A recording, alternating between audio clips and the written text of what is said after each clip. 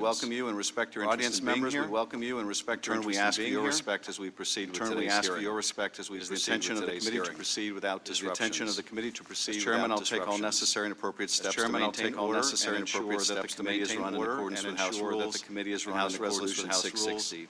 With that, I now recognize myself to give an opening statement. With that, I now recognize myself to give an opening statement to Donald J. Trump, the 45th President of the United States. The 45th President of the United States. Yesterday morning, the committee heard from Ambassador Gordon Sondland. The committee heard from Ambassador American Ambassador to the European Union, the American Ambassador to the leader of the Three Amigos, the de facto leader who had regular access to President Donald Trump, who had regular access to the new Ukrainian President Vladimir Zelensky, two investigations Trump believed would help his re-election campaign. Trump believed would help his re-election campaign. First investigation was of a discredited conspiracy theory that Ukraine and not Russia was responsible for interfering in our 2016 election. Second investigation was into the political rival Trump apparently feared most. Trump sought to weaken Biden and to refute the fact that his own election had been helped by a Russian hacking and dumping operation, Russian social media campaign directed by Vladimir Putin. Trump's scheme stood in contrast to the long-standing bipartisan foreign policy of the United States by undermining military and diplomatic support and set back U.S. anti-corruption efforts in conditioning a meeting with Zelensky and then military aid on securing an investigation of his rival. Trump put his personal and political interests above the United States. As Ambassador Sondland would later tell career Foreign Service Officer David Holmes immediately after speaking to the President, Trump did not give about Ukraine. He cares about big stuff that benefits him, like the Biden investigation that Giuliani David Holmes is here with us today. David Holmes is a Foreign Service officer currently serving as a political counselor at the U.S. Embassy in Kyiv. Also with us is Dr. Fiona Hill, whose job as the National Security Council Senior Director for European and Russian Affairs encompassed the coordination of U.S. policy. Dr. Hill left the NSC in July after more than 2 years in that position. Dr. Hill and Mr. Holmes each provide a unique perspective on issues relating to Ukraine. Dr. Hill from Washington, D.C. Dr. Hill from Washington, D.C. from on the ground in Kyiv. Mr. Holmes from on the ground in early 2019, Dr. Hill became concerned by the increasing prominence of Rudy Giuliani, President's personal lawyer, who was, President's personal lawyer, who was asserting quite frequently on television that he had been given some authority over matters related to Ukraine. Hill was not alone in her concerns. Hill was not alone in her concerns. Advisor John Bolton was also paying attention, as were other NSC and State Department officials, including Holmes at the U.S. Embassy in Kyiv. Bolton viewed Giuliani as a hand grenade that is going to blow everybody up, and was powerless to prevent the former mayor from engineering former U.S. ambassador to Ukraine, Maria Ivanovich's firing to Ukraine in late April. Holmes was stunned by the intensity and consistency of media attacks by name as a U.S. ambassador, by name as a U.S. ambassador, and the scope of the allegations that were leveled against her. Ivanovich's dismissal as a result of Giuliani's smear campaign was one of several things that unsettled Dr. Hill. Another was the role of Gordon Sondland, who emerged as a key player in Ukraine policy in May when he was named as part of the U.S. delegation led by Secretary Rick Perry to President Zelensky's inauguration. Lieutenant Colonel Alexander Vindman also attended the inauguration, and as Holmes recalls, during a meeting with President Zelensky, took the opportunity to advise the new Ukraine leader to stay out of U.S. domestic politics. Another concern that arose for Dr. Hill around this time was her discovery of a potential NSC back channel on Ukraine. Hill learned that an NSC staff member who did not work on Ukraine and for her may have been providing Ukraine-related information to President Trump that Dr. Hill was not made aware of. According to Holmes, following the Zelensky inauguration, Sondland and Perry took a very active and unconventional role in formulating our priorities for the new Zelensky administration and personally reaching out to President Zelensky and his senior team.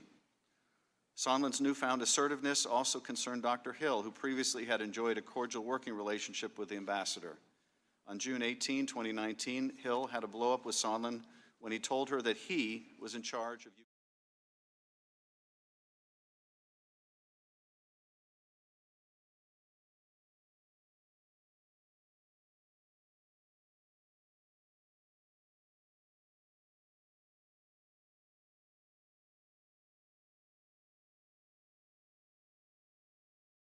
the three amigos.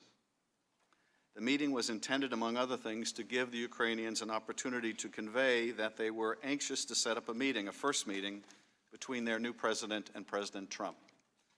Sondland interjected to inform the group that, according to White House Chief of Staff Mick Mulvaney, the White House meeting sought by the Ukrainian president with Trump would happen if Ukraine undertook certain investigations.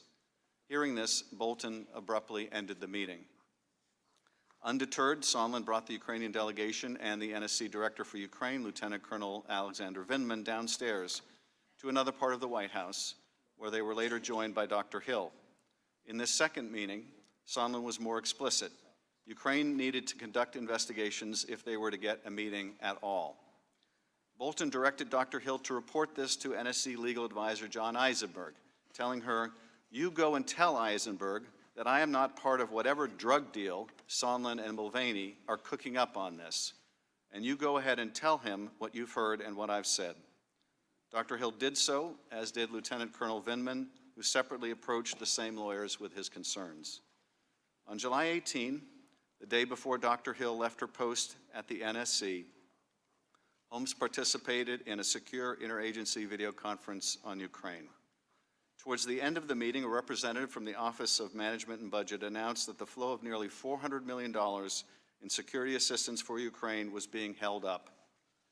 The order had come from the President and had been conveyed to OMB by Acting White House Chief of Staff Mick Mulvaney without further explanation.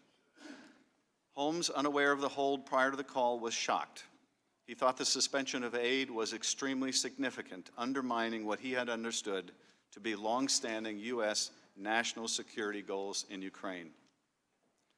1 week later, on July 25th, President Trump spoke with President Zelensky by phone. When President Zelensky brought up U.S. military support and noted that Ukraine would like to buy more Javelin anti-tank missiles from the United States, Trump responded by saying, "I would like you to do us a favor, though." Trump then requested that Zelensky investigate the discredited conspiracy theory that Ukraine interfered in the 2016 election. Even more ominously, Trump asked Zelensky to look into the Bidens. Neither request had been included in the official talking points for the call prepared by the NSC staff, but both were in Donald Trump's personal interest and the interests of his 2020 re-election campaign. And the Ukrainian president knew about both in advance, in part because of efforts by Ambassadors Sondland and Volker to make him aware of President Trump's demands. The next day, July 26th, in Kyiv, Holmes served as a note-taker during a meeting between Acting Ambassador Bill Taylor, Volker, and Sondland with President Zelensky and other senior Ukrainian officials. Zelensky said that on the previous day's call,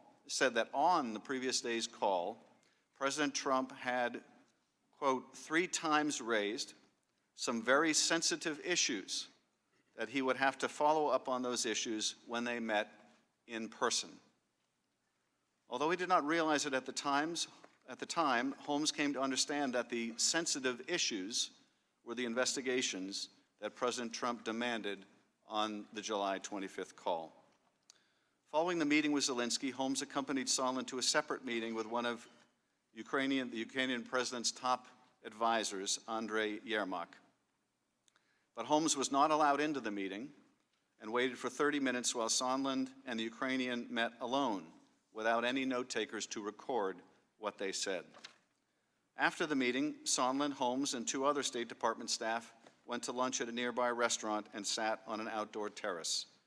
At some point during the meal, Sondland pulled out his cell phone, placed a call to the White House, and asked to be connected to the president. When Trump came on the line, Holmes could hear the president's voice clearly. Holmes recalled that, quote, "The president's voice was very loud and recognizable, and Ambassador Sondland held the phone away from his ear for a period of time, presumably because of the loud volume." Sondland said he was calling from Kyiv. He told the president that President Zelensky loves your ass. Holmes then heard President Trump ask, "So he's going to do the investigation?" Ambassador Sondland replied, "He's going to do it," adding that President Zelensky will do anything you ask him. After the call ended, Holmes took the opportunity to ask Sondland for his candid impression of the President's views on Ukraine. It was at this point that Sondland revealed that President Trump doesn't give an expletive about Ukraine. The President only cares about big stuff that benefits the President, like the Biden investigation that Mr. Giuliani was pushing. A month later, National Security Advisor Bolton traveled to Kyiv. Between meetings with Ukrainian government officials, Holmes heard Bolton express to Ambassador Bill Taylor his frustration about Mr. Giuliani's influence with the President. Bolton made clear, however, there was nothing he could do about it. Bolton further stated that the hold on security assistance would not be lifted prior to the upcoming meeting between President Trump and Zelensky in Warsaw, where it would hang on whether Zelensky was able to favorably impress President Trump. Trump canceled his trip to Warsaw, but Sondland, Volker, and others continued to press for a public announcement of the opening of investigations by Zelensky. On September 8, Taylor told Holmes that, quote, "Now they're insisting Zelensky commit to the investigation in an interview with CNN." Holmes was surprised the requirement was so specific and concrete, since it amounted to nothing less than a, quote, "demand that President Zelensky personally commit to a specific investigation of President Trump's political rival on a cable news channel," unquote. On September 9, this committee, along with the Foreign Affairs and Oversight Committees, launched our investigation of this corrupt scheme. President Trump released the hold on aid 2 days later. As CNN's Fareed Zakaria has revealed, the Ukrainians canceled the CNN interview shortly thereafter. 2 weeks later, on September 25th, the transcript of the July 25th call was released by the White House, and the details of the President's scheme started coming into view. In the coming days, Congress will determine what response is appropriate. If the President abused his power and invited foreign interference in our elections, if he sought to condition, coerce, extort, or bribe a vulnerable ally into conducting investigations to aid his re-election campaign and did so by withholding official acts, a White House meeting, or hundreds of millions of dollars of needed military aid, it will be for us to decide whether those acts are compatible with the office of the presidency. I now recognize Ranking Member Nunes for any remarks he would like to make. Thank you. Throughout these bizarre hearings, the Democrats have struggled to make the case that President Trump committed some impeachable offense on his phone call with Ukrainian President Zelensky. The offense itself changes depending on the day, ranging from quid pro quo to extortion to bribery to obstruction of justice, then back to quid pro quo. It's clear why the Democrats have been forced onto this carousel of accusations. President Trump had good reason to be wary of Ukrainian election meddling against his campaign and of widespread corruption in that country. President Zelensky, who didn't even know aid to Ukraine had been paused at the time of the call, has repeatedly said there was nothing wrong with the conversation. The aid was resumed without the Ukrainians taking the actions they were supposedly being coerced into doing. Aid to Ukraine under President Trump has been much more robust than it was under President Obama, thanks to the provision of Javelin anti-tank weapons. As numerous witnesses have testified, temporary holds on foreign aid occur fairly frequently for many different reasons.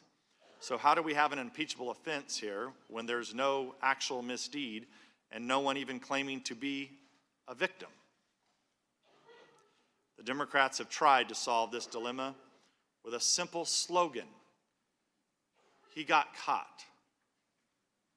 President Trump, we are to believe, was just about to do something wrong, and getting caught was the only reason he backed down from whatever nefarious thought crime the Democrats are accusing him of almost committing. I once again urge Americans to continue to consider the credibility of the Democrats on this committee who are now hurling these charges. For the last 3 years, it's not President Trump who got caught, it's the Democrats who got caught. They got caught falsely claiming they had more than circumstantial evidence that Trump colluded with Russians to hack the 2016 election. They got caught orchestrating this entire farce with the whistleblower and lying about their secret meetings with him. They got caught defending the false allegations of the Steele dossier, which was paid for by them. They got caught breaking their promise that impeachment would only go forward with bipartisan support because of how damaging it is to the American people.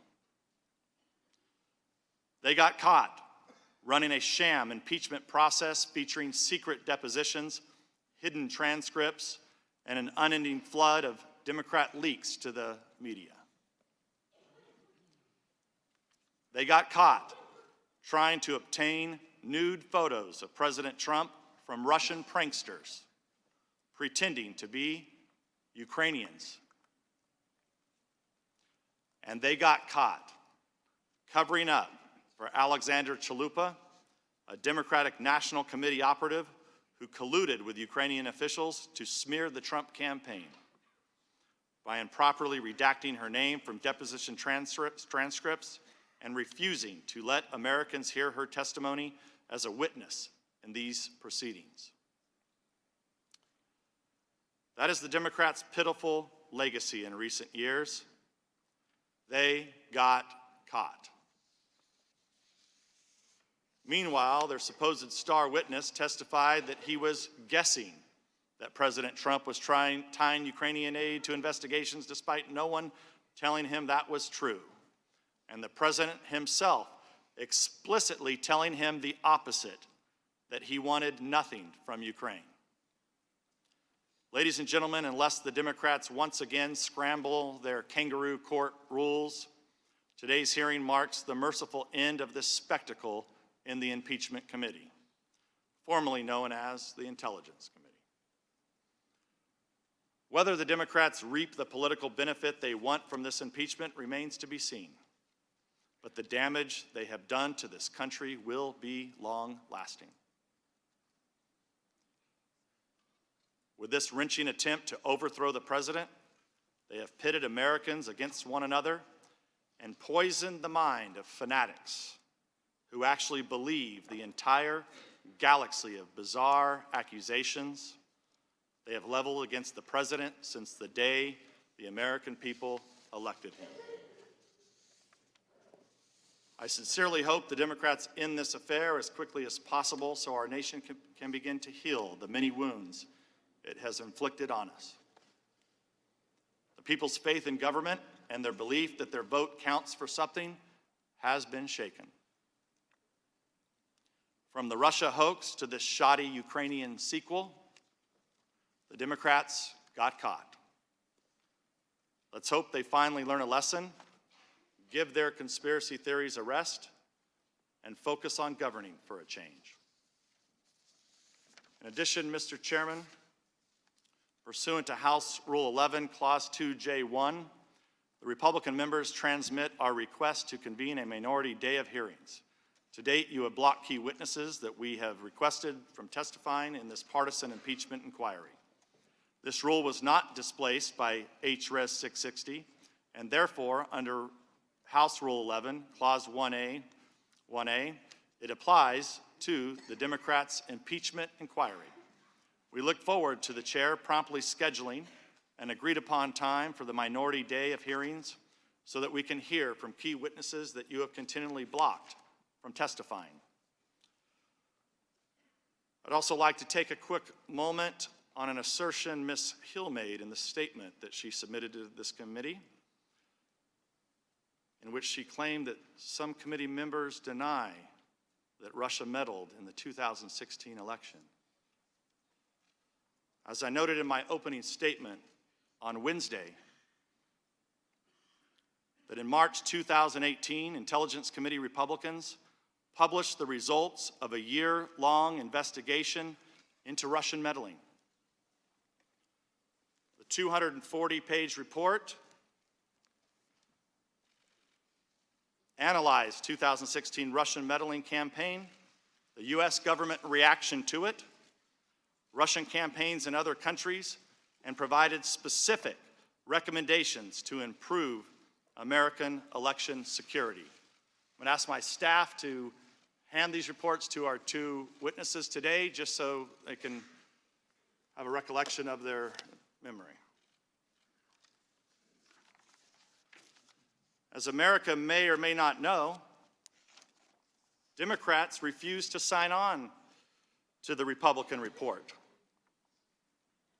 Instead, they decided to adopt minority views filled with collusion conspiracy theories.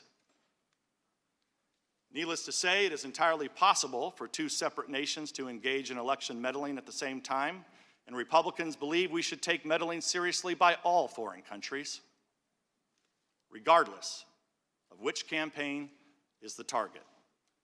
I'd like to submit for the record a copy of our report titled Report on Russian Active Measures.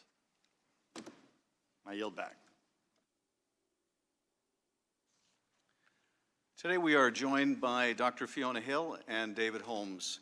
Dr. Fiona Hill is a former Deputy Assistant to the President and Senior Director for Europe and Russia on the National Security Council. Before returning to government, she was a Senior Fellow at the Brookings Institution, where she directed the Center on the United States and Europe. She previously worked at the National Intelligence Council, the Eurasia Foundation, and the John F. Kennedy School of Government. David Holmes is the political counselor at the U.S. Embassy in Kyiv, where he serves as the senior policy and political advisor to Ambassador Taylor, who testified earlier in these hearings. He is a career Foreign Service officer. He has previously served in Moscow, New Delhi, Kabul, Bogota, and Pristina. He has also served on the staff of the National Security Council as Special Assistant to the United States Secretary of State. Two final points before our witnesses are sworn. First, witness depositions as part of this inquiry were unclassified in nature, and all open hearings will also be held at the unclassified level. Any information that may touch on classified information will be addressed separately. Second, Congress will not tolerate any reprisal, threat of reprisal, or attempt to retaliate against any U.S. government official for testifying before Congress, including you or any of your colleagues. If you would please rise, raise your right hand. I will begin by swearing you in. Do you swear or affirm that the testimony you're about to give is the truth, the whole truth, and nothing but the truth, so help you God?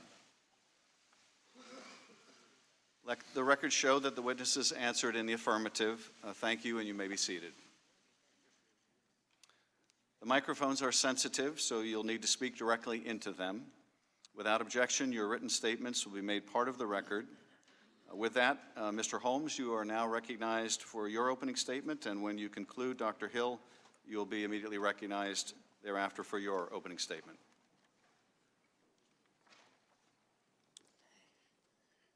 Thank you. Good morning, Mr. Chairman, Ranking Member Nunez, and members of the committee. My name is David Holmes, and I'm a career Foreign Service officer with the Department of State. Since August 2017, I've been the political counselor at the U.S. Embassy in Kyiv, Ukraine. While it is an honor to appear before you today, I want to make clear that I did not seek this opportunity to testify today. Since you determined that I may have something of value to these proceedings and issued a subpoena, it is my obligation to appear and to tell you what I know. Indeed, as Secretary Pompeo has stated, I hope everyone who testifies will do so truthfully and accurately. When they do, the oversight role will have been performed, and I think America will come to see what took place here. That is my only goal, to testify truthfully and accurately to enable you to perform that role. And to that end, I put together this statement to lay out as best I can my recollection of events that may be relevant to this matter. By way of background, I have spent my entire professional career as a Foreign Service officer. Like many of the dedicated public servants who have testified in these proceedings, my entire career has been in the service of my country. I'm a graduate of Pomona College in Claremont, California, and received degrees in international affairs from the University of St. Andrews in Scotland and from Princeton University's Woodrow Wilson School of Public and International Affairs. I joined the Foreign Service in 2002 through an apolitical, merit-based process under the George W. Bush administration. and I have proudly served administrations of both parties and worked for their appointees, both political and career. Prior to my current post in Kyiv, Ukraine, I served in the political and economic sections at the U.S. Embassy in Moscow, Russia. In Washington, I served on the National Security Council staff as Director for Afghanistan and as a Special Assistant to the Undersecretary of State. My prior overseas assignments include New Delhi, India, Kabul, Afghanistan, Bogota, Colombia, and Pristina, Kosovo. As the political counselor at the U.S. Embassy in Kyiv, I lead the political section, covering Ukraine's internal politics, foreign relations, and security policies. And I serve as the senior policy and political advisor to the ambassador. The job of an embassy political counselor is to gather information about the host country's political landscape, to report back to Washington, to represent U.S. policies to foreign contacts, and to advise the ambassador on policy development and implementation. In this role, I'm a senior member of the embassy's country team and continually involved in addressing issues as they arise. I'm also often called upon to take notes in meetings involving the ambassador or visiting senior U.S. officials with Ukrainian counterparts. For this reason, I've been present in many of the meetings with President Zelensky and his administration, some of which may be germane to this inquiry. While I'm a political counselor at the embassy, it is important to note that I'm not a political appointee or engaged in U.S. politics in any way. It is not my job to cover or advise on U.S. politics. On the contrary, I'm an apolitical foreign policy professional, and my job is to focus on the politics of the country in which I serve so that we can better understand the local landscape and better advance U.S. national interests there. In fact, during the period that we'll cover today, my colleagues and I followed direct guidance from Ambassador Yovanovitch and Ambassador Taylor to focus on doing our jobs as foreign policy professionals and to stay clear of Washington politics. I arrived in Kyiv to take up my assignment as political counselor in August 2017, a year after Ambassador Yovanovitch received her appointment. From August 2017 until her removal from post in May 2019, I was Ambassador Yovanovitch's chief policy advisor and developed a deep respect for her dedication, determination, decency, and professionalism.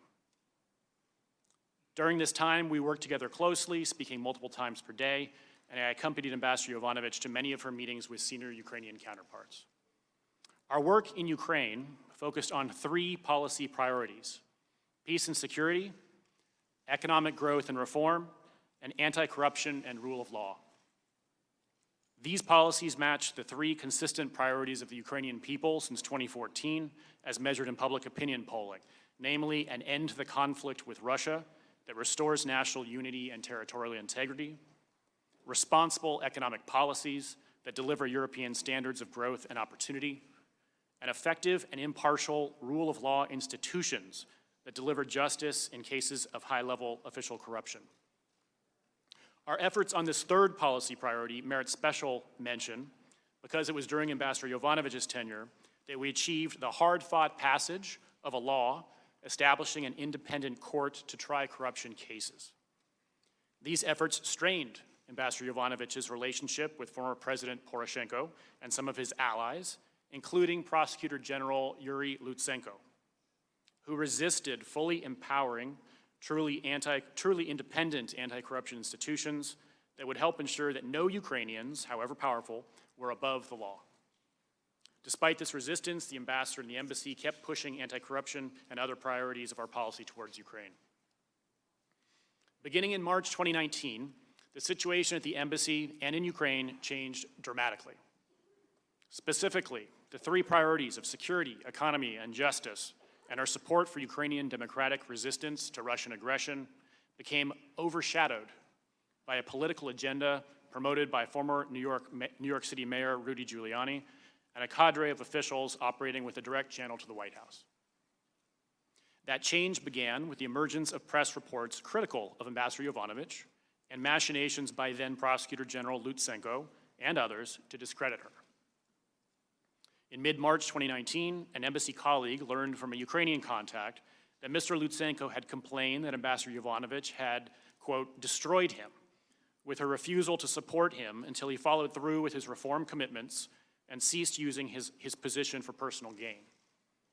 In retaliation, Mr. Lutsenko made a series of unsupported allegations against Ambassador Yovanovitch, mostly suggesting that Ambassador Yovanovitch improperly used the embassy to advance the political interests of the Democratic Party. Among Mr. Lutsenko's allegations were that the embassy had ordered the investigation of a former Ukrainian official solely because that former official was allegedly the main Ukrainian contact of the Republican Party and of President Trump personally, and that the embassy had allegedly pressured Lutsenko's predecessor to close a case against a different former Ukrainian official solely because of an alleged connection between that official's company, Burisma, and former Vice President Biden's son. Mr. Lutsenko also claimed that he had never received $4.4 million in U.S. funds intended for his office, and that there was a tape of a Ukrainian official saying that he was trying to help Hillary Clinton win the 2016 election.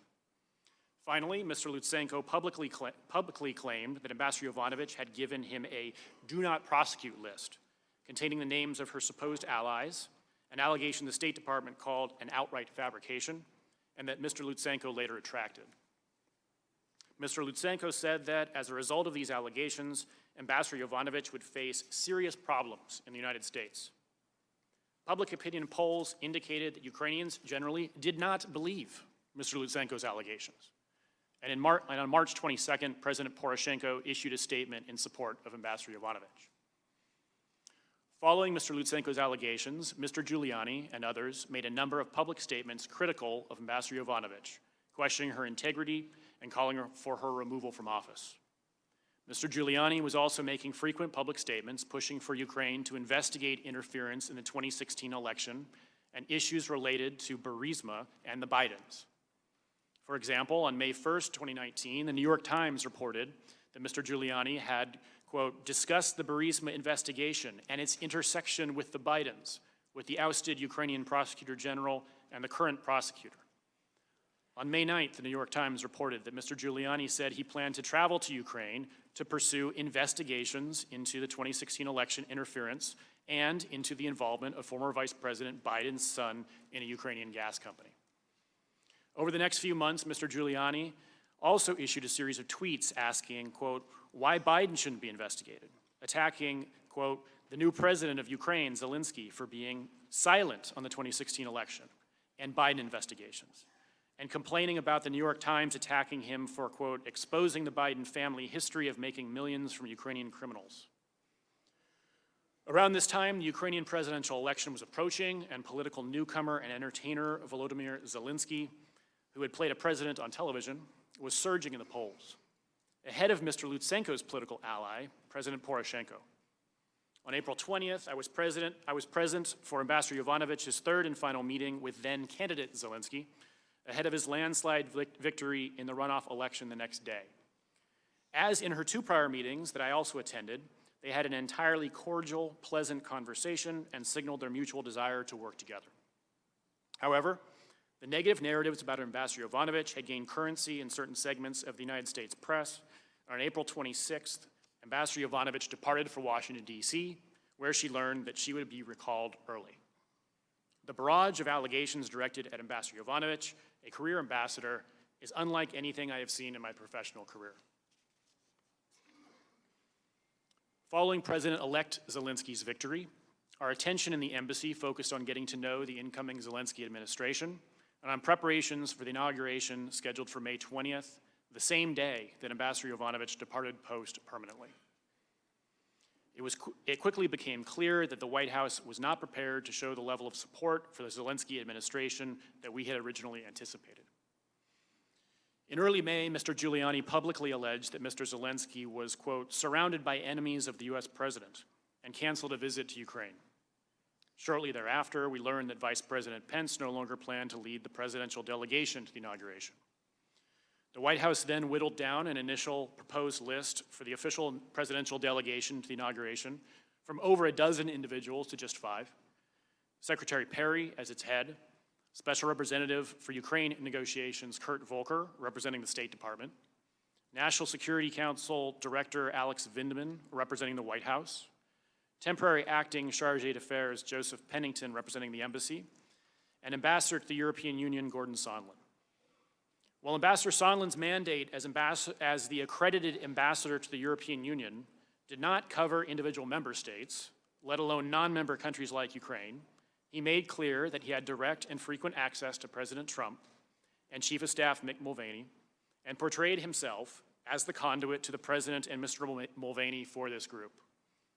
Secretary Perry, Ambassador Sondland, and Ambassador Volker later styled themselves the Three Amigos and made clear they would take the lead on coordinating our policy and engagement with the Zelensky administration. Around the same time, I became aware that Mr. Giuliani, a private lawyer, was taking a direct role in Ukrainian diplomacy.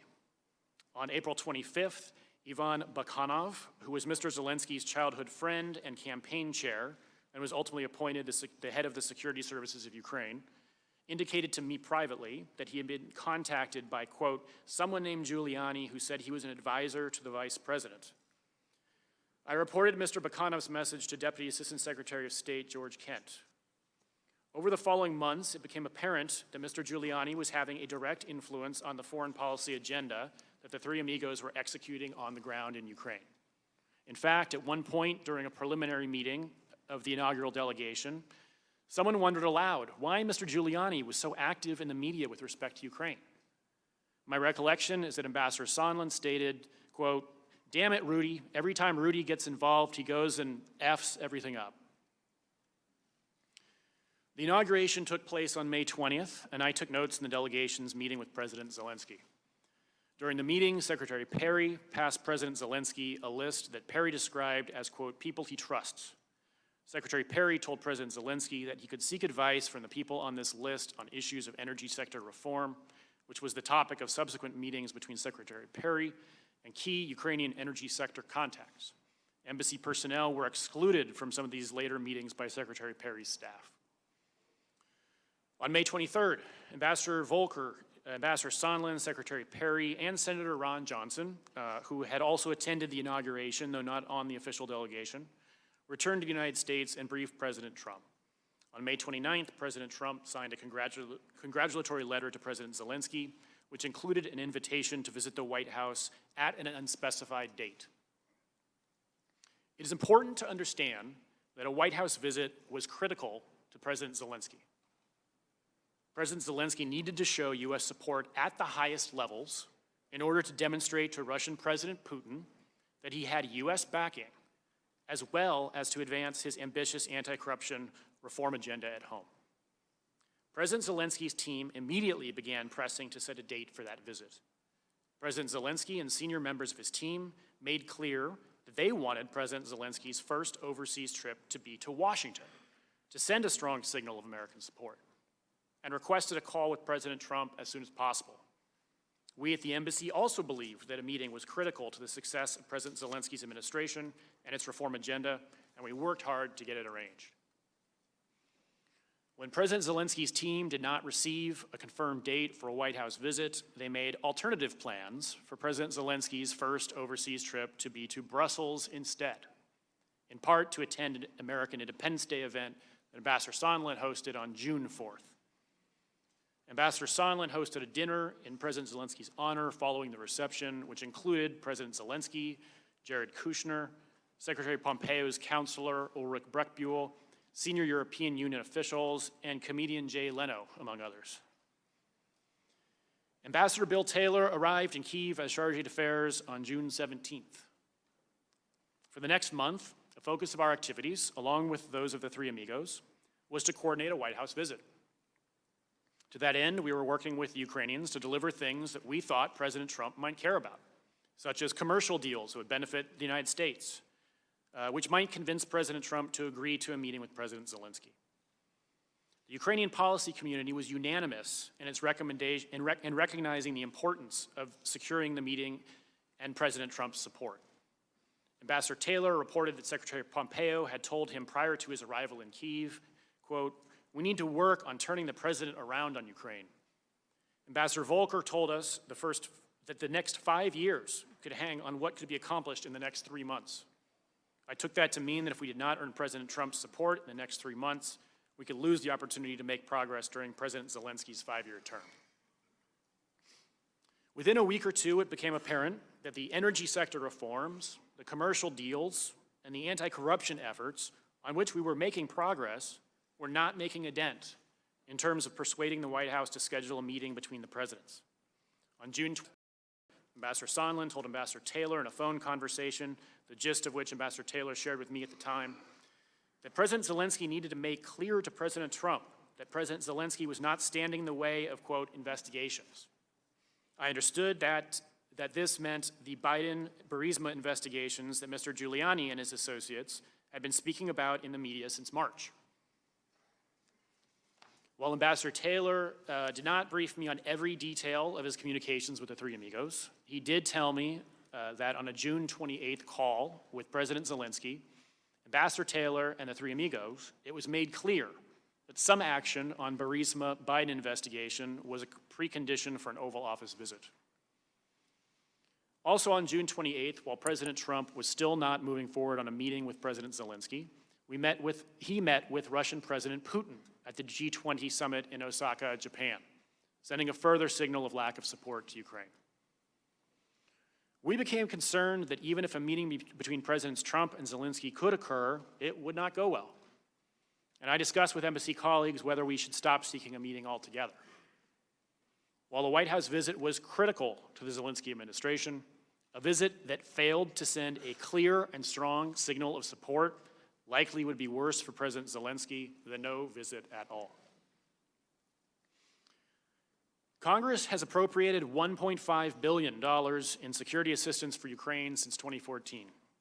This assistance has provided crucial material and moral support to Ukraine in its defensive war with Russia, and has helped Ukraine build its armed forces virtually from scratch into arguably the most capable and battle-hardened land force in Europe.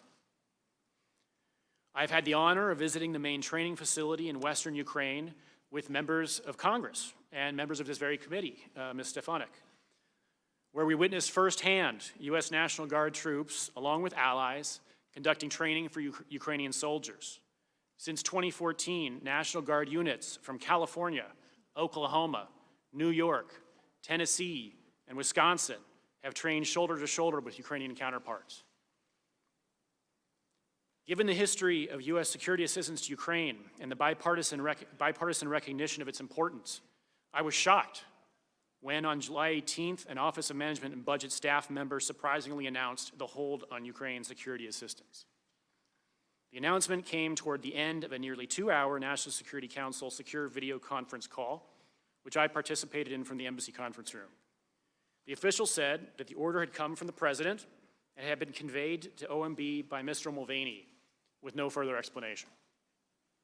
This began a week or so of efforts by various agencies to identify the rationale for the freeze, to conduct a review of the assistance, and to reaffirm the unanimous view of the Ukraine policy community of its importance. NSC counterparts confirmed to us that there had been no change in our Ukraine policy, but could not determine the cause of the hold or how to lift it. On July 25th, President Trump made a congratulatory phone call to President Zelensky after his party won a commanding majority in Ukraine's parliamentary election. Contrary to standard procedure, the embassy received no readout of that call, and I was unaware of what was discussed until the transcript was released on September 25th. Upon reading the transcript, I was deeply disappointed to see that the president raised none of what I understood to be our interagency agreed upon foreign policy priorities in Ukraine, and instead raised the Biden-Burisma investigation and referred to the theory about CrowdStrike and its supposed connection to Ukraine in the 2016 election. The next day, July 26, 2019, I attended meetings of the presidential administration building in Kyiv with Ambassador Taylor, Ambassador Volker, and Ambassador Sondland, and I took notes during those meetings.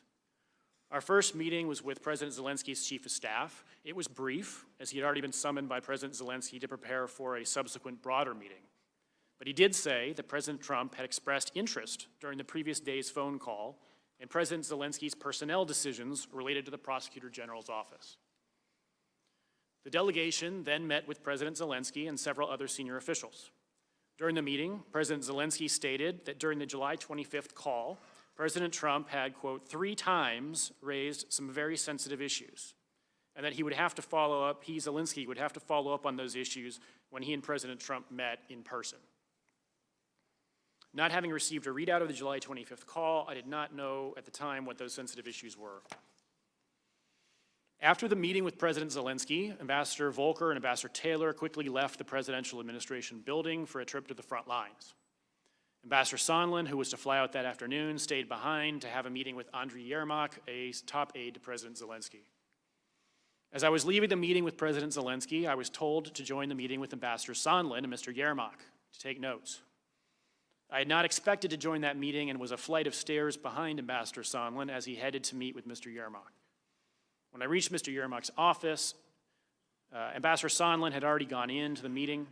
I explained to Mr. Yermak's assistant that I was supposed to join the meeting as the embassy's representative and strongly urged her to let me in, but she told me that Ambassador Sondland and Mr. Yermak had insisted that the meeting be one-on-one with no note-taker. I then waited in the anteroom until the meeting ended, along with a member of Ambassador Sondland's staff and a member of the U.S. Embassy Kyiv staff. When the meeting ended, the two staffers and I accompanied Ambassador Sondland out of the presidential administration building. Ambassador Sondland said that he wanted to go to lunch, and I told Ambassador Sondland that I'd be happy to join him and the two staffers for lunch if he wanted to brief me out on his meeting with Mr. Yermak or discuss other issues. And Ambassador Sondland said that I should join. The four of us went to a nearby restaurant and sat on an outdoor terrace. I sat directly across from Ambassador Sondland, and the two staffers sat off to our sides. At first, the lunch was largely social. Ambassador Sondland selected a bottle of wine that he shared among the four of us, and we discussed topics such as marketing strategies for his hotel business. During the lunch, Ambassador Sondland said that he was going to call President Trump to give him an update. Ambassador Sondland placed a call on his mobile phone, and I heard him announce himself several times along the lines of Gordon Sondland holding for the president. It appeared that he was being transferred through several layers of switchboards and assistants, and I then noticed Ambassador Sondland's demeanor changed and understood that he had been connected to President Trump. While Ambassador Sondland's phone was not on speakerphone, I could hear the president's voice through the earpiece of the phone. The president's voice was loud and recognizable, and Ambassador Sondland held the phone away from his ear for a period of time, presumably because of the loud volume. I heard Ambassador Sondland greet the president and explain he was calling from Kyiv. I heard President Trump then clarify that Ambassador Sondland was in Ukraine. Ambassador Sondland replied yes, he was in Ukraine, and went on to state that President Zelensky, quote, loves your ass. I then heard President Trump ask, so he's going to do the investigation. Ambassador Sondland replied that he's going to do it, adding that President Zelensky will do anything you ask him to do. Even though I did not take notes of these statements, I have a clear recollection that these statements were made. I believe that my colleagues who were sitting at the table also knew that Ambassador Sondland was speaking with the president.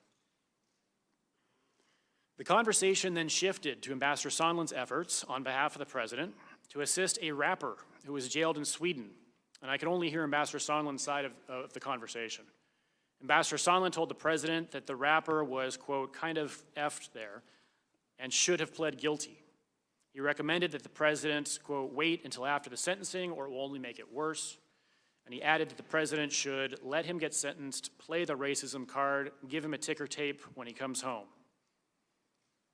Ambassador Sondland further told the president that Sweden, quote, should have released him on your word, but that you can tell the Kardashians you tried. After the call ended, Ambassador Sondland remarked that the president was in a bad mood. As Ambassador Sondland stated, it was often the case early in the morning. I then took the opportunity to ask Ambassador Sondland for his candid impression of the president's views on Ukraine. In particular, I asked Ambassador Sondland if it was true that the president did not give an expletive about Ukraine. Ambassador Sondland agreed that the president did not give an expletive about Ukraine. I asked why not. And Ambassador Sondland stated that the president only cares about big stuff. I noted there was big stuff going on in Ukraine, like a war with Russia. And Ambassador Sondland replied that he meant big stuff that benefits the president, like the Biden investigation that Mr. Giuliani was pushing. The conversation then moved on to other topics. Upon returning to the embassy, I immediately briefed my direct supervisor, the Deputy Chief of Mission, about Ambassador Sondland's call with President Trump and my subsequent conversation with Ambassador Sondland. I told others at the embassy about the call as well. I also emailed an embassy official in Sweden regarding the issue with the U.S. rapper that was discussed on the call. July 26th was my last day in the office ahead of a long-planned vacation that ended on August 6th. After returning to the embassy, I told Ambassador Taylor about the July 26th call. I also repeatedly referred to the call and the conversation with Ambassador Sondland in meetings and conversations where the issue of the President's interest in Ukraine was potentially relevant. At that time, Ambassador Sondland's statement of the President's lack of interest in Ukraine was of particular focus. We understood that in order to secure a meeting between President Trump and President Zelensky, we would have to work hard to find a way to explain Ukraine's importance to President Trump in terms that he found compelling. Over the ensuing weeks, we continued to try to identify ways to frame the importance of Ukraine in ways that would appeal to the President, to determine how to lift the hold on security assistance, and to move forward on the scheduling of a White House visit by President Zelensky. Ukrainian Independence Day, August 24th, presented another good opportunity to show support for Ukraine. Secretary Pompeo had considered attending, as National Security Advisor Bolton had attended in 2018, and Defense Secretary Mattis had attended in 2017. But in the end, nobody senior to Ambassador Volker attended.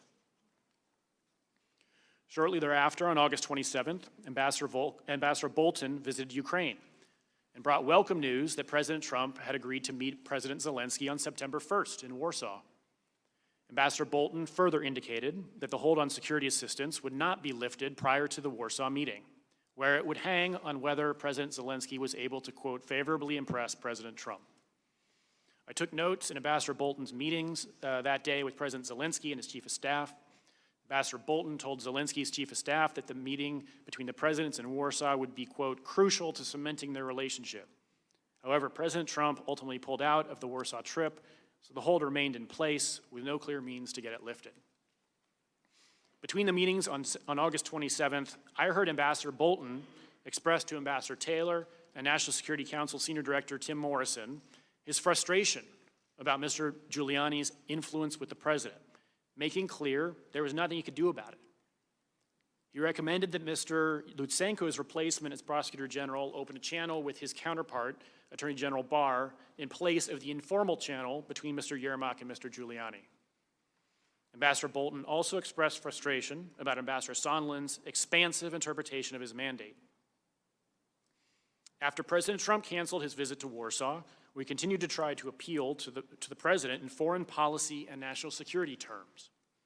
To that end, Ambassador Taylor told me that Ambassador Bolton recommended that he, Ambassador Taylor, send a first-person cable to Secretary Pompeo articulating the importance of the security assistance. At Ambassador Taylor's direction, I drafted and transmitted the cable on Ambassador Taylor's behalf on August 29th, which further attempted to explain the importance of Ukraine and the security assistance to U.S. national security. By this point, however, my clear impression was that the security assistance hold was likely intended by the president either as an expression of dissatisfaction with the Ukrainians, who had not yet agreed to the Burisma-Biden investigation, or as an effort to increase the pressure on them to do so. On September 5th, I took notes at Senator Johnson and Senator Chris Murphy's meetings with President Zelensky in Kyiv, where President Zelensky asked about the security assistance. Although both senators stressed strong bipartisan congressional support for Ukraine, Senator Johnson cautioned President Zelensky that President Trump has a negative view of Ukraine and that President Zelensky would have a difficult time overcoming it. Senator Johnson further explained that he had been, quote, shocked by President Trump's negative reaction during an Oval Office meeting on May 23rd when he and the three amigos proposed that President Trump meet President Zelensky and show support for Ukraine. On September 8th, Ambassador Taylor told me, quote, now they're insisting Zelensky commit to the investigation in an interview with CNN, which I took to refer to the three amigos. I was shocked the requirement was so specific and concrete. While we had advised our Ukrainian counterparts to voice a commitment to following the rule of law and generally investigating credible corruption allegations, this was a demand that President Zelensky personally commit on a cable news channel to a specific investigation of President Trump's political rival. On September 11th, the hold was finally lifted after significant press coverage and bipartisan congressional expressions of concern about the withholding of security assistance. Although we knew the hold was lifted, we were still concerned that President Zelensky had committed, in exchange for the lifting, to give the requested CNN interview. We had several indications that the interview would occur. First, the YES conference in Kyiv was held from September 12th to 14th, and CNN's Fareed Zakaria was one of the moderators. Second, on September 13th, an embassy colleague received a phone call from another colleague who worked for Ambassador Sondland. My colleague texted me regarding that call that, quote, Sondland said the Zelensky interview is supposed to be today or Monday, and they plan to announce that a certain investigation that was on hold will progress. Sondland's aide did not know if this was decided or if Sondland was advocating for it. Apparently, he's been discussing this with Yermak. Finally, also on September 13th, Ambassador Taylor and I ran into Mr. Yermak on our way out of a meeting with President Zelensky in his private office. Ambassador Taylor again stressed the importance of staying out of U.S. politics and said he hoped no interview was planned. Mr. Yermak did not answer, but shrugged in resignation as if to indicate that he had no choice. In short, everybody thought there was going to be an interview and that the Ukrainians believed they had to do it. The interview ultimately did not occur. On September 21st, Ambassador Taylor and I collaborated on input he sent to Mr. Morrison to brief President Trump ahead of a September 25th meeting that had been scheduled with President Zelensky in New York on the margins of the UN General Assembly. The transcript of the July 25th call was released the same day. As of today, I have still not seen a readout of the September 25th meeting. As the impeachment inquiry has progressed, I have followed press reports and reviewed the statements of Ambassadors Taylor and Yovanovitch. Based on my experiences in Ukraine, my recollection is generally consistent with their testimony. And I believe that the relevant facts were therefore being laid out for the American people. However, in the last couple weeks, I read press reports expressing for the first time that certain senior officials may have been acting without the president's knowledge or freelancing in their dealings with Ukraine. At the same time, I also read reports noting the lack of firsthand evidence in the investigation and suggesting that the only evidence being elicited at the hearings was hearsay. I came to realize that I had firsthand knowledge regarding certain events on July 26 that had not otherwise been reported, and that those events potentially bore on the question of whether the president did, in fact, have knowledge, that those senior officials were using the levers of diplomatic power to influence the new Ukrainian president to announce the opening of a criminal investigation against President Trump's political opponent. It is at that point that I made the observation to Ambassador Taylor that the incident I had witnessed on July 26th had acquired greater significance, which is what he reported in his testimony last week and is what led to the subpoena for me to appear here today. In conclusion, I'd like to take a moment to turn back to Ukraine. Today, this very day, marks exactly 6 years since throngs of pro-Western Ukrainians spontaneously gathered on Kyiv's Independence Square to launch what became known as the Revolution of Dignity. While the protests began in opposition to a turn towards Russia and away from the West, they expanded over 3 months to reject the entire corrupt, repressive system that had been sustained by Russian influence in the country. Those events were followed by Russia's occupation of Ukraine's Crimean Peninsula, an invasion of Ukraine's eastern Donbas region, and an ensuing war that to date has cost almost 14,000 lives.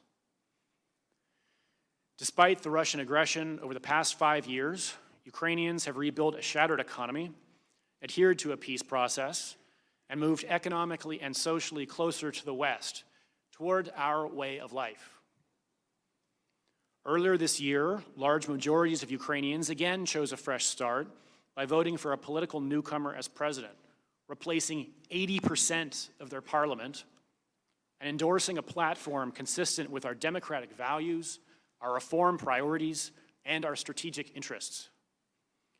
This year's revolution at the ballot box underscores that despite its imperfections, Ukraine is a genuine and vibrant democracy and an example to other post-Soviet countries and beyond, from Moscow to Hong Kong.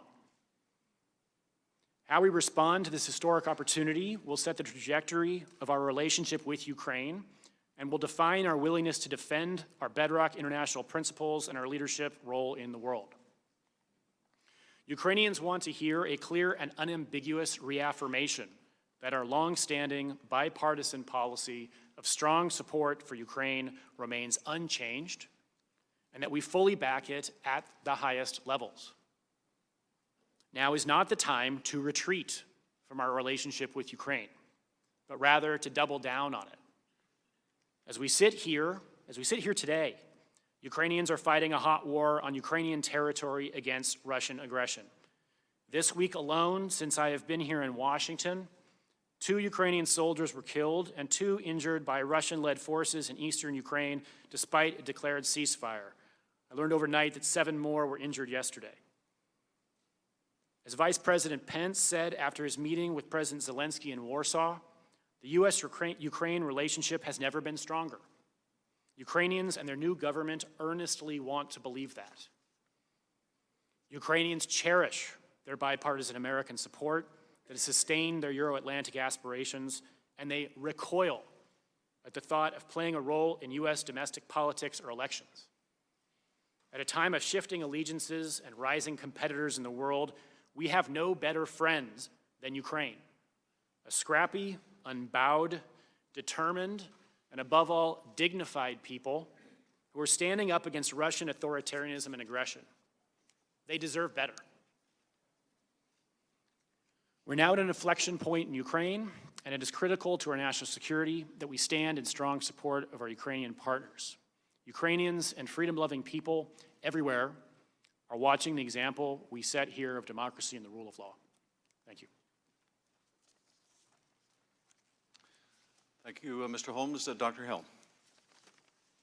Thank you, Mr. Chairman. Do I need to adjust the microphone? Is the microphone on?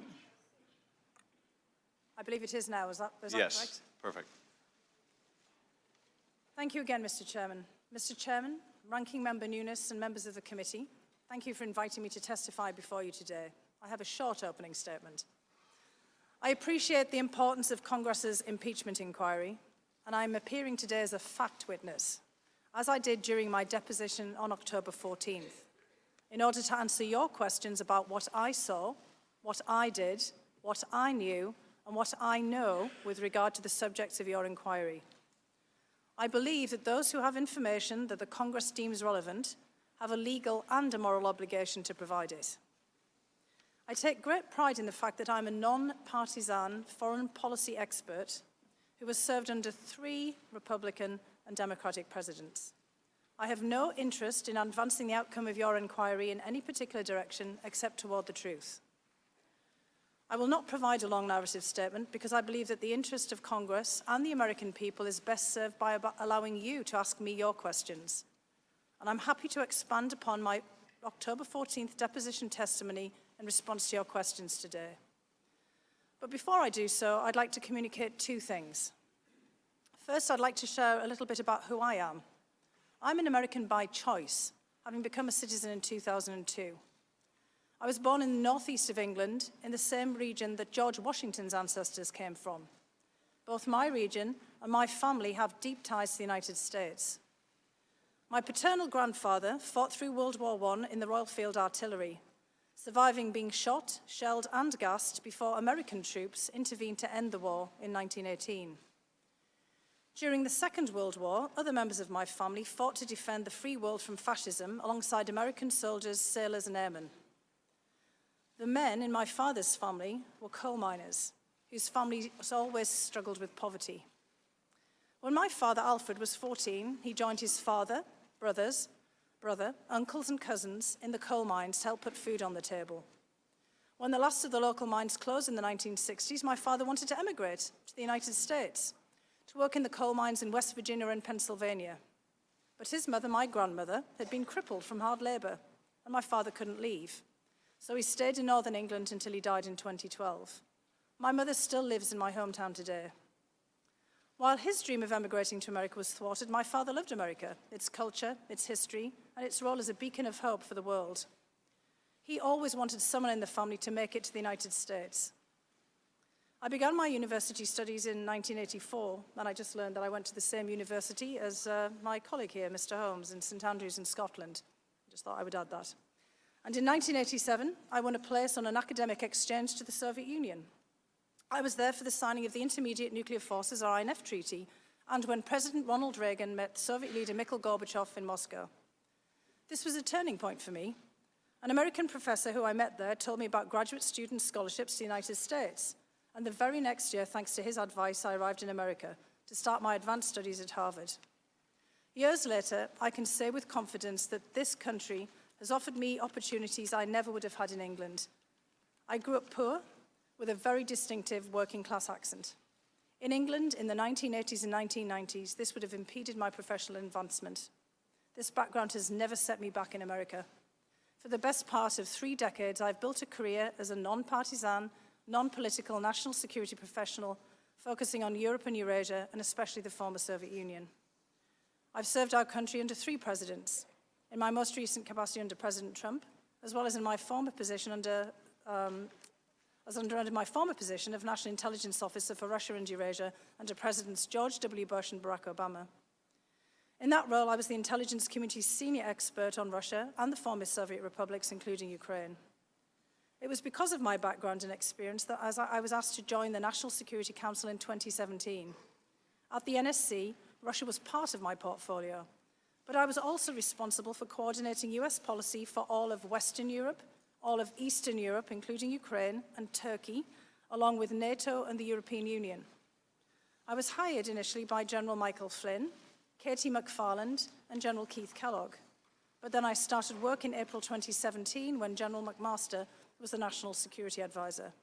I, and they, thought that I could help them with President Trump's stated goal of improving relations with Russia, while still implementing policies designed to deter Russian conduct that threatens the United States, including the unprecedented and successful Russian operation to interfere in the 2016 presidential election. This relates to the second thing I want to communicate. Based on questions and statements I've heard, some of you on this committee appear to believe that Russia and its security services did not conduct a campaign against our country, and that perhaps, somehow, for some reason, Ukraine did. This is a fictional narrative that has been perpetrated and propagated by the Russian security services themselves. The unfortunate truth is that Russia was the foreign power that systematically attacked our democratic institutions in 2016. This is the public conclusion of our intelligence agencies, confirmed in bipartisan congressional reports. It is beyond dispute, even if some of the underlying details must remain classified. The impact of the successful 2016 Russian campaign remains evident today. Our nation is being torn apart. Truth is questioned. Our highly professional and expert career foreign service is being undermined. US support for Ukraine, which continues to face armed Russian aggression, has been politicized. The Russian government's goal is to weaken our country, to diminish America's global role, and to neutralize a perceived US threat to Russian interests.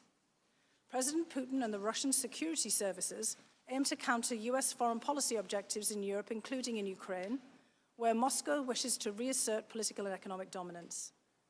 I say this not as an alarmist, but as a realist. I do not think long-term conflict with Russia is either desirable or inevitable. I continue to believe that we need to seek ways of stabilizing our relationship with Moscow, even as we counter their efforts to harm us. Right now, Russia's security services and their proxies have geared up to repeat their interference in the 2020 election. We are running out of time to stop them. In the course of this investigation, I would ask that you please not promote politically driven falsehoods that so clearly advance Russian interests. As Republicans and Democrats have agreed for decades, Ukraine is a valued partner of the United States, and it plays an important role in our national security. And as I told the committee last month, I refuse to be part of an effort to legitimize an alternate narrative that the Ukrainian government is a US adversary and that Ukraine, not Russia, attacked us in 2016. These fictions are harmful even if they're deployed for purely domestic political purposes. President Putin and the Russian security services operate like a super PAC. They deploy millions of dollars to weaponize our own political opposition research and false narratives. When we are consumed by partisan rancor, we cannot combat these external forces as they seek to divide us against each other, degrade our institutions, and destroy the faith of the American people in our democracy.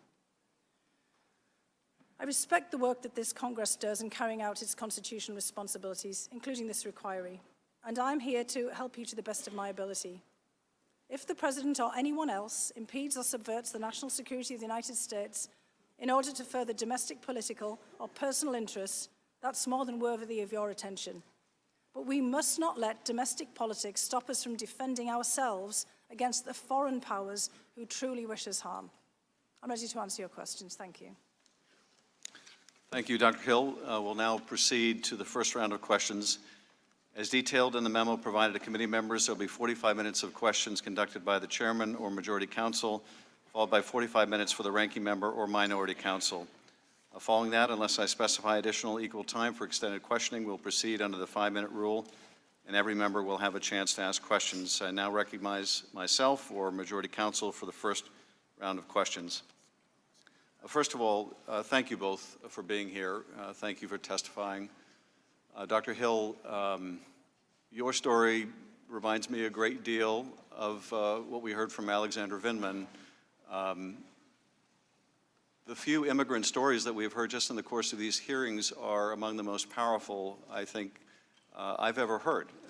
You and and Colonel Vindman and others are the best of this country, and you came here by choice, and we are so blessed that you did. So welcome. My colleagues took some umbrage with your opening statement, but I think the American people can be forgiven if they have the same impression listening to some of the statements of my colleagues during this hearing that Russia didn't intervene in our election, it was all the Ukrainians.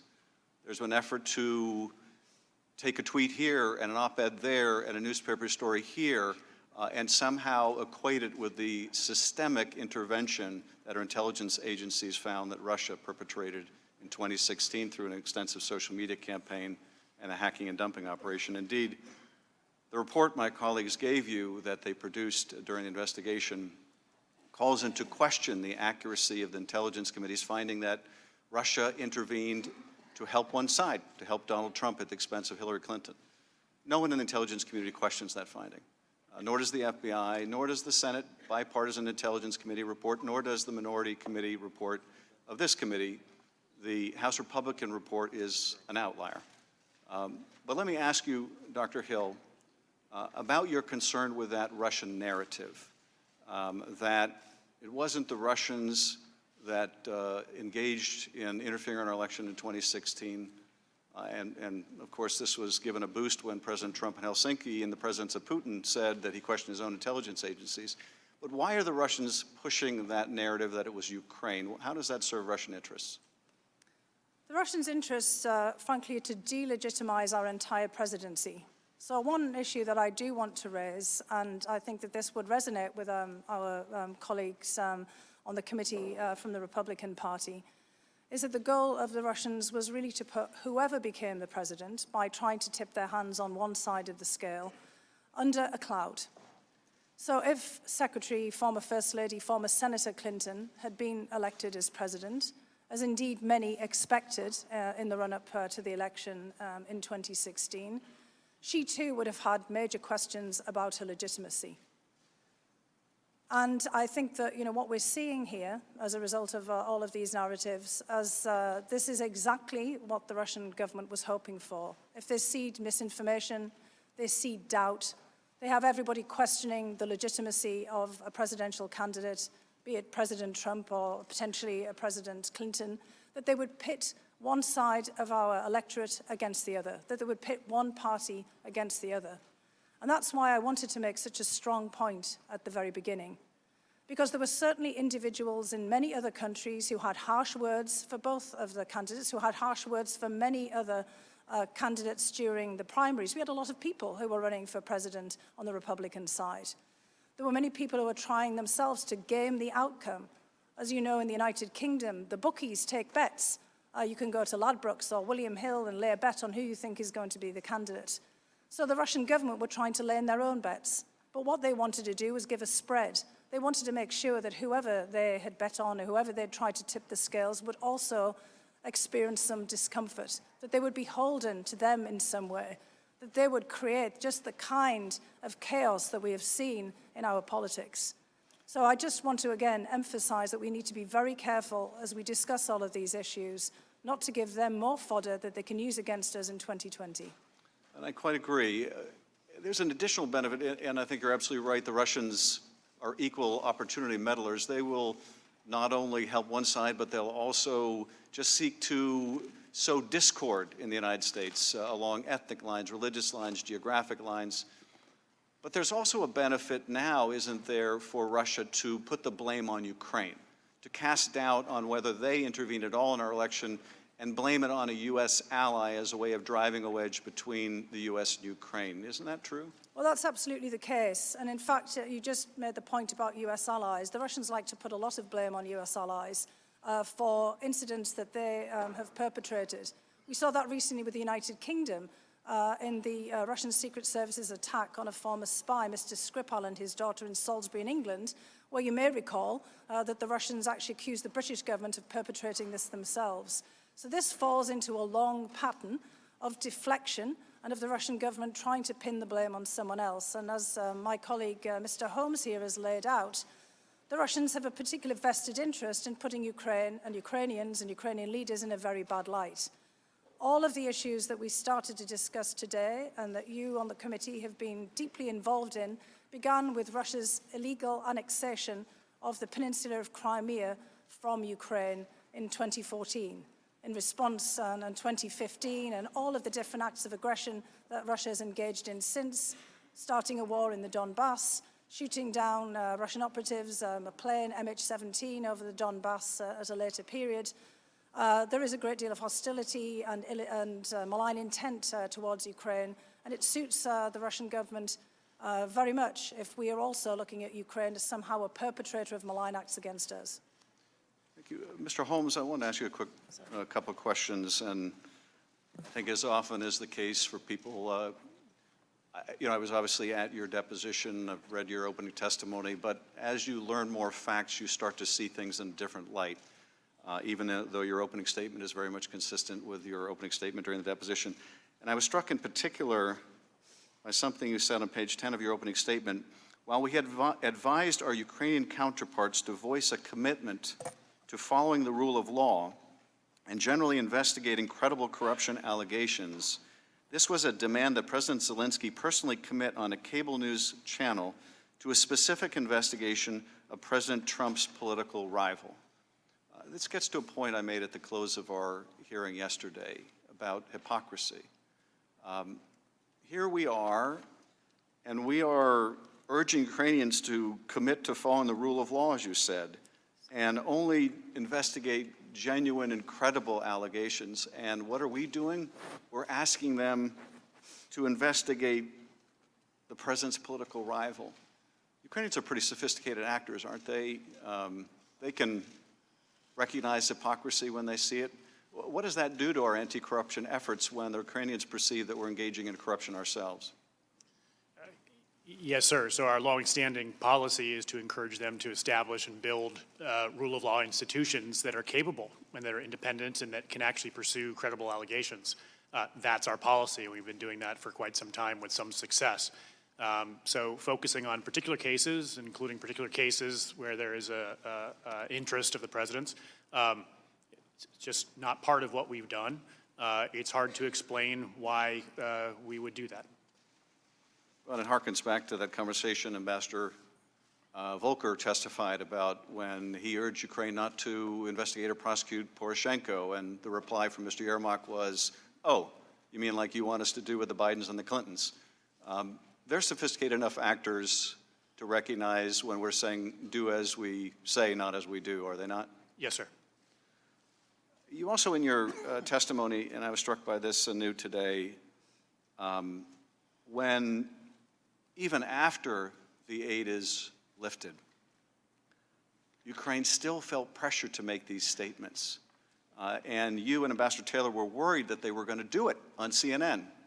And you said that Ambassador Taylor again stressed the importance of staying out of U.S. politics and said he hoped no interview was planned. Mr. Yermak did not answer but shrugged in resignation as if to indicate that they had no choice. In short, everyone thought there was going to be an interview and that the Ukrainians believed they had to do it. So you're acknowledging, I think, Mr. Holmes, are you not, that Ukraine very much felt pressured to undertake these investigations, that the President, Rudy Giuliani, and Ambassador Sondland and others were demanding? Yes, sir. And although the hold on the security assistance may have been lifted, there were still things they wanted that they weren't getting, including a meeting with the President in the Oval Office. Whether the hold, the security assistance hold continued or not, Ukrainians understood that that's something the President wanted, and they still wanted important things from the President. So and I think that continues to this day. I think they're being very careful. They still need us now going forward. In fact, right now, President Zelensky is trying to arrange a summit meeting with President Putin in the coming weeks, to his first face-to-face meeting with him to try to advance the peace process. He needs our support. He needs President Putin to understand that America supports Zelensky at the highest levels. So this doesn't end with the lifting of the security assistance hold. Ukraine still needs us, and as I said, still fighting this war this very day. Well, and I would underscore again, as my colleague did so eloquently, they got caught. That's the reason the aid was finally lifted. Mr. Goldman. Thank you, Mr. Chairman. Good morning to both of you. Yesterday, we heard testimony from Ambassador Gordon Sondland from the European Union, who testified that President Trump wanted Ukraine to announce the investigations into the Bidens of Burisma and the 2016 elections because they would benefit him politically, and that he used the leverage of that White House meeting and the security assistance to pressure President Zelensky to do so. Dr. Hill, you testified, I believe, that in mid-June, Ambassador Sondland told you that he was in charge of Ukraine policy. Is that right? That's correct, sir, yes. Who did he tell you had put him in charge of Ukraine policy? He told me it was the President. Mr. Holmes, did you also understand that Ambassador Sondland had been given some authority over Ukraine policy from the President? We understood that he had been told to work with Mr. Giuliani. And did he hold himself out as having direct contact and knowledge of the President's priorities and interests? Yes, sir. Now, Mr. Holmes, I'm going to go to that July 26th date when you overheard the conversation between Ambassador Sondland and President Trump. And I'm going to ask you a little bit about the lead up to that conversation. Before the lunch that you described, you said that you accompanied Ambassador Sondland, Volker, and Taylor to a meeting with President Zelensky. Is that right? That's correct. And you took notes at that meeting? Yes, sir. And you reviewed those notes before you came here to testify today? Yes. And they were helpful to refresh your recollection as to what happened. Is that right? Yes. During that meeting, President Zelensky said that on his phone call with President Trump the previous day, that 3 times President Trump had mentioned sensitive issues. Did you understand what President Zelensky was referring to when he said the sensitive issues? I couldn't be sure what he was referring to until I later read the transcript of the July 25th call. But I was aware of various contacts between the three amigos and his government about this set of issues. And after you read the call, what did you determine to be the sensitive issues that President Zelensky referenced? The Burisma-Biden investigation.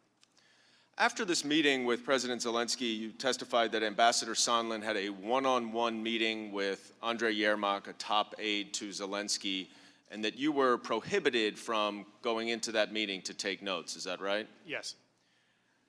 And yesterday, Ambassador Sondland testified that he probably discussed the investigations with Mr. Yermak. Did Ambassador Sondland tell you at all what they discussed? He did not. Now, after this meeting with Mr. Yermak, you went to lunch. And can you just describe where you were sitting at the restaurant? Yes, sir. The restaurant has sort of glass doors that open onto a terrace. And we were at the first tables on the terrace, so immediately outside of the interior of the restaurant. The doors were all wide open. There was tables, a table for 4, although I recall it being 2 tables for 2 pushed together. In any case, it was quite a wide table. And the table was set with sort of a table runner down the middle. I was directly across from Ambassador Sondland.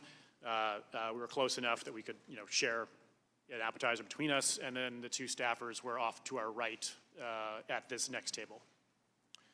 Now, you said that at some point, Ambassador Sondland pulled out his cell phone and called President Trump. This was an unsecure cell phone, is that right? Yes, sir. In the middle of a restaurant in Kyiv? Yes. Now, you said that you were able to hear President Trump's voice through the receiver.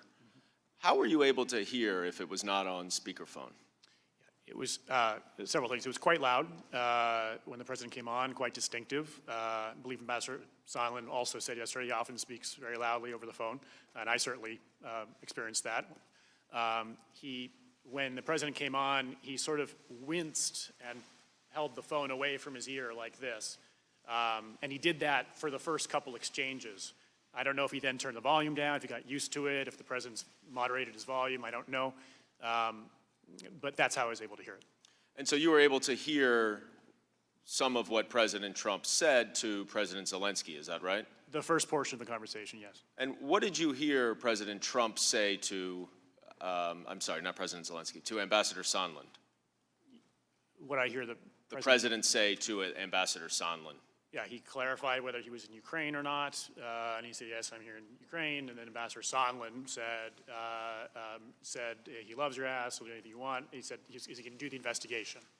So you heard President Trump ask Ambassador Sondland, is he going to do the investigation? Yes, sir. What was Ambassador Sondland's response? He said, oh yeah, he's going to do it. He'll do anything you ask. And was that the end of the Ukraine portion of the conversation? Yes. Afterwards, you described a follow-on conversation that you had with Ambassador Sondland, where you asked him, I think, generally, what did President Trump think of Ukraine? Is that right? Correct. What did Ambassador Sondland say to you? He said he doesn't really care about Ukraine. Did he use slightly more colorful language than that? He did. What did he say that he does care about? He said he cares about big stuff. Did he explain what he meant by big stuff? Well, I asked him, well, what kind of big stuff? We have big stuff going on here, like a war with Russia, and he said, no, big stuff like the Biden investigation that Mr. Giuliani is pushing. Now, were you familiar with the Biden investigation that he referenced at that point? Yes, sir. And how do you have such a specific and clear recollection of this conversation with the president and your conversation with Ambassador Sondland? Yeah. So this was a very distinctive experience. I've never seen anything like this in my foreign service career. Someone at a lunch in a restaurant making a call on a cell phone to the President of the United States. Being able to hear his voice, it's a very distinctive personality, as we've all seen on television. Very colorful language was used. They were directly addressing something that I had been wondering about working on for weeks and even months. A topic that had led to the recall of my former boss, the former ambassador. And so here was a person who said he had direct contact with the president, and had said that over the course of time. Here he is actually having that contact with the president, hearing the president's voice, and them talking about this issue of the Biden investigation that I'd been hearing about.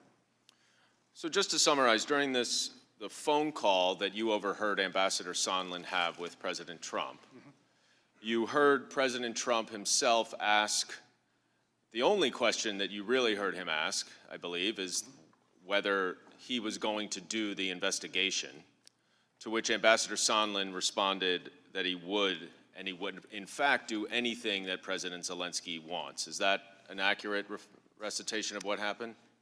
That's correct.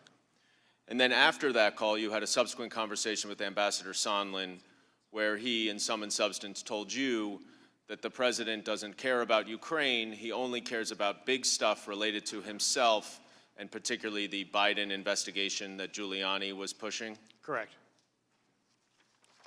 Now, a day before your lunch with Ambassador Sondland, President Trump did speak with President Zelensky, as you referred, and certainly the president made it clear to President Zelensky that he cared about the Biden investigation. Now, neither of you did listen to this call, but as you testified, you both read it subsequent to its publication. Dr. Hill, you, during your time, 2.5 years in the White House, listened to a number of presidential phone calls, is that right? That's right. Can you estimate approximately how many? I can't actually. I mean, sometimes there would be multiple calls during a week. I was there for more than 2 years, so it's a fair number. Had you ever heard a call like this one that you read? I don't want to comment on this call because this is, in my view, executive privilege. Counsel, In terms of the testimony, yes. yeah, I think that as a threshold matter, I think that there are issues of classification regarding head of state communications that we do want to be sensitive to in this forum, among other issues. Understood. I'm really just focused on this one call that has been declassified and published, and just asking you whether you'd ever heard any presidential phone call along these lines. Well, again, I'd like to just focus in this testimony on this particular call, and I will just say that I found this particular call subject matter and the way that it was conducted surprising. You said in your deposition testimony that you were very shocked and very saddened to read it. That's correct. Why was that? Because of the nature of the discussion, the juxtaposition of the issues in which they were raised, and also given the fact that I myself had actually opposed, along with Ambassador Bolton for some period, having a call unless it was very well prepared, and that we were confident that the issues that Ukraine and the United States were most generally together interested in were going to be raised. And I saw in this call that this was not the case. You also testified that you were concerned that this call was turning a White House meeting into some kind of asset. Do you recall that testimony? I don't think it was specifically about that call, but I recall the testimony because this was clearly the discussion preceding the call. Remember, I left on July 19th and the call took place the following week. In the months leading up to that, from May onwards, it became very clear that the White House meeting itself was being predicated on other issues, namely investigations and the questions about the election interference in 2016. Mr. Holmes, you indicate in your opening statement that the Chief of Staff to President Zelensky had indicated to you that in this phone call on July 25th, there was a discussion about personnel issues related to the Prosecutor General's office. After you read the call, did you understand who and what that was referring to? Yes, sir. In that brief meeting with the Chief of Staff, it was very confusing to me why, in only the few minutes we had, why that would have been the issue he raised. So it wasn't until I read the transcript of the call on the 25th that I understood that the President had specifically mentioned Prosecutor General Lutsenko, who the Zelensky administration was in the process of replacing and carving out all his sort of underlings who had been collaborating with him on some of the corruption we saw there.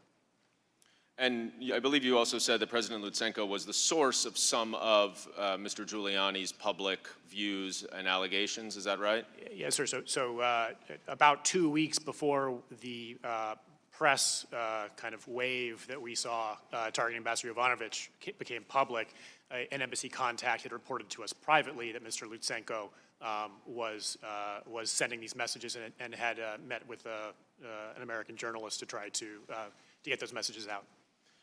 What was the U.S. Embassy in Ukraine's view of Prosecutor General Lutsenko? He was not a good partner.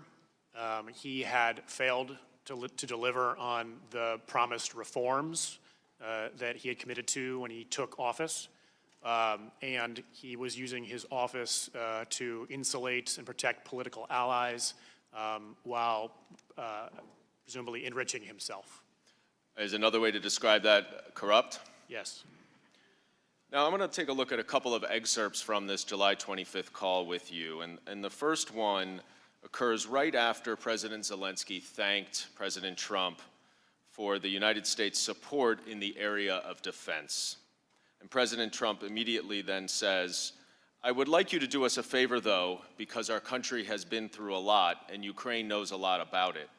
I would like you to find out what happened with this whole situation with Ukraine. They say CrowdStrike.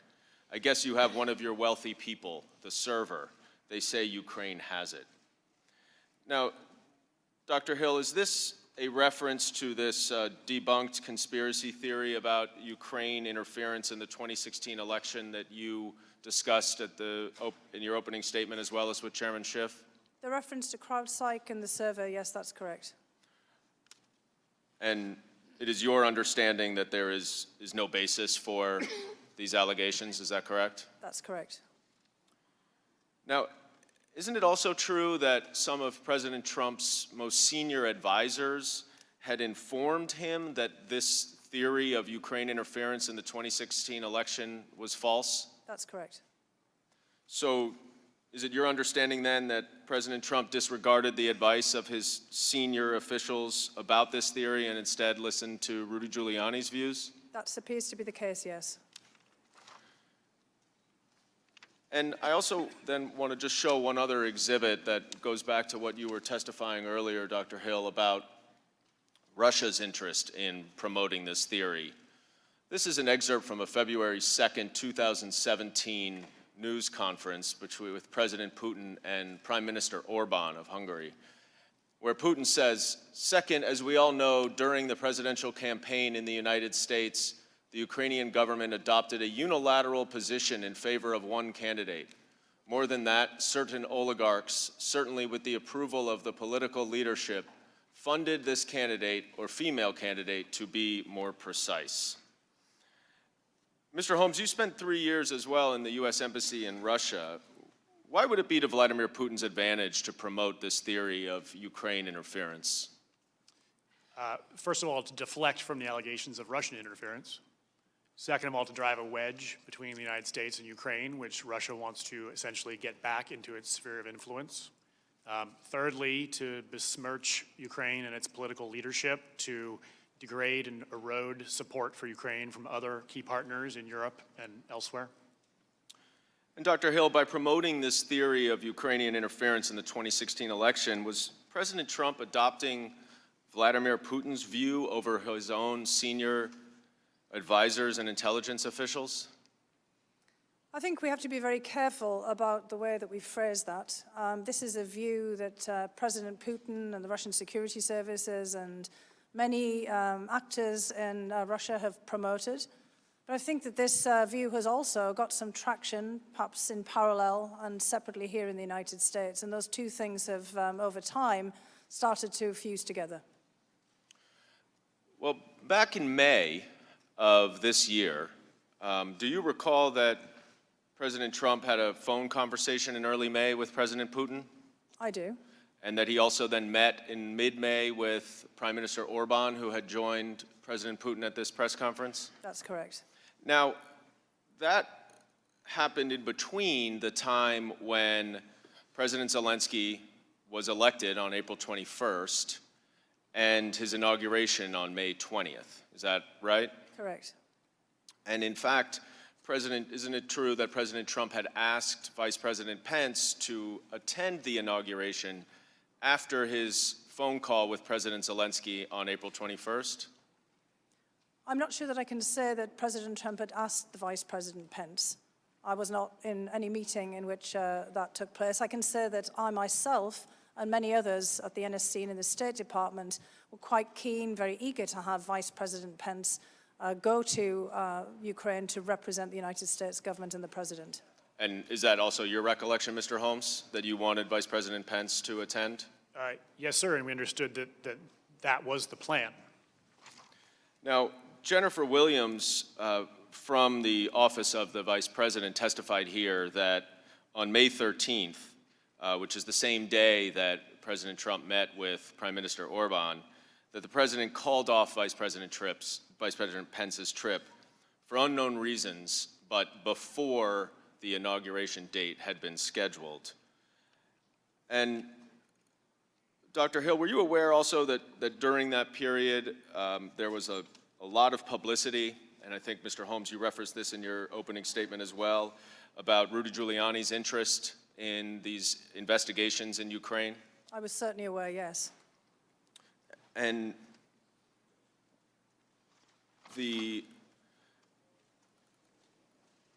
Around this time, Dr. Hill, you also, I believe, testified that Ambassador Bolton had expressed some views to you about Mr. Giuliani's interest in Ukraine. Do you recall what you said? Correct. Yes. What he said to you, rather? I do recall, yes. It was part of a conversation about the things that Mr. Giuliani was saying very frequently in public. We saw them often, or saw him often on television making these statements. And I had already brought to Ambassador Bolton's attention the attacks, the smear campaign against Ambassador Yovanovitch, and expressed great regret about how this was unfolding and, in fact, the shameful way in which Ambassador Yovanovitch was being smeared and attacked. And I'd asked if there was anything that we could do about it. And Ambassador Bolton had looked pained, basically indicated with body language that there was nothing much that we could do about it. And he then, in the course of that discussion, said that Rudy Giuliani was a hand grenade that was going to blow everyone up. Did you understand what he meant by that? I did, actually. What did he mean? Well, I think he meant that, obviously, what Mr. Giuliani was saying was pretty explosive in any case. He was frequently on television making quite incendiary remarks about everyone involved in this, and that he was clearly pushing forward issues and ideas that would, probably come back to haunt us. And, in fact, I think that that's where we are today. Now, Mr. Holmes, did the Ukrainians understand that Rudy Giuliani represented the president's views? I believe they did. First, he was reaching out to them directly. He also, Ambassador Yovanovitch's removal, I think, is relevant to this portion of the inquiry because she was removed following this media campaign in which Rudy Giuliani and his associates were very prominent, and criticizing her for not taking seriously some of the theories and issues that later came up. And so when she was removed, commentators in Ukraine believed that Lutsenko, working with Giuliani, had succeeded in getting her removed. So they were already aware of Mr. Giuliani and his influence, the issues that he was promoting, and ultimately that he was able to get an ambassador removed, partly because of that. So he was someone to contend with. And then in addition, immediately after the inauguration, he began reaching out to the Zelensky administration, key figures in the Zelensky administration, and continued to do that. Let's focus on the inauguration for a minute. You escorted, for lack of a better word, the U.S. delegation around. So I joined them in some of their meetings, but not for the entire day. And who was on the official delegation? Yes, sir. It was 5 people. So it was the head of the delegation was Secretary Perry, and then it was Ambassador Volker, representing the State Department, Ambassador Sondland, our temporary chargé, Joseph Pennington, and Alex Vindman, representing the White House. And did the delegation have a meeting with President Zelensky that you attended? Yes. And you testified, I think, in your previously that Secretary Perry gave a list of some sort to President Zelensky at that meeting. Do you recall that? Yes. In the meeting with the president, Secretary Perry, as the head of the delegation, opened the meeting for the American side and had a number of points he made. And during that period, he handed over a piece of paper. I did not see what was on the paper, but Secretary Perry described what was on the paper as a list of trusted individuals and recommended that President Zelensky could draw from that list for advice on energy sector reform issues. And do you know who was on that list? I didn't see the list. I don't know other colleagues. There are other people who've been in the mix for a while on that set of issues. Other people Secretary Perry has mentioned as being people to consult on reform. And are they Americans? Yes. Now, do you also recall that Colonel Vindman spoke to President Zelensky in that meeting? Yes. And what did he say to President Zelensky in terms of some of the issues that we're addressing here in this investigation? Yes, sir. He was the last to speak. He made a general point about the importance of Ukraine to our national security, and he said it's very important that the Zelensky administration stay out of U.S. domestic politics. Was it your understanding that President Zelensky and the Ukrainians were already starting to feel some pressure to conduct these political investigations? Yes. And those were the ones related to Biden and Burisma in the 2016 election? Correct.